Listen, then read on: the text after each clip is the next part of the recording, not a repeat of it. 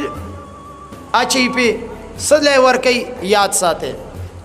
امام بخاری رحمت اللہ علیہ دا بخاری شریف چلی گلی ملا علی کاری مرقات کی جلد اول کے 60 نمبر صفحہ باندے لسم نمبر کرخ کی لکی امام بخاری رحمت اللہ علیہ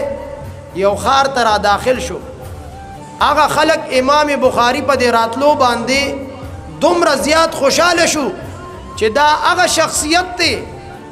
چہ دے دا رسول اللہ مبارک فرامین و ارشادات آغا امت مسلمت بیانی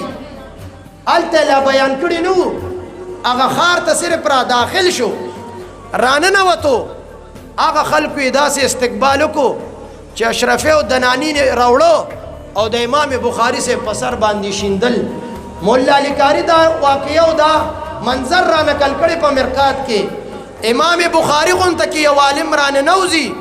لئی دا رسول اللہ مبارک حدیث مجلس تا ندی بیان کڑے فرامین دا محبوب علیہ السلامی ندی بیان کڑے صرف یو واعظ یو مبلغ یو مقرر یو مدرس دا نبی علیہ السلام دا حدیثو دے آغا با بات کے بیانی خدا کا محبین دا امام بخاری راضی او امام بخاری باندے دراہم و دنانیر للی کچرتا کہ دا عمل نارواوی پاگا دور کے دا امام بخاری نلوی عالم ہو آغا با پیرت کڑے ہو کنا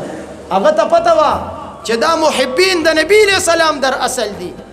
دا محبین دا نبی علیہ السلام دا حدیث دی دا محبین دا نبی علیہ السلام دا ارشاداتو دا فرامین و اوریدن کے خلق دے زکا دا دی زما سر محبت تے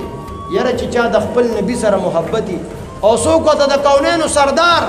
صفات و کمالات پا خکل انداز کے بیانی نو چی مومن مسلمان وی خوب با پی نلگی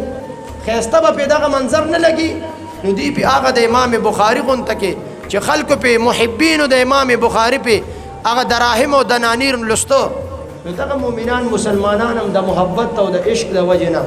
دا ولولی دا وجنا دا یو جوش دا وجنا خپل پیسی راوالی و دا مداح تا دا صفت خوان تا و نات خوان پسر باندی ورشندی دا یو درست و یو جائز عمل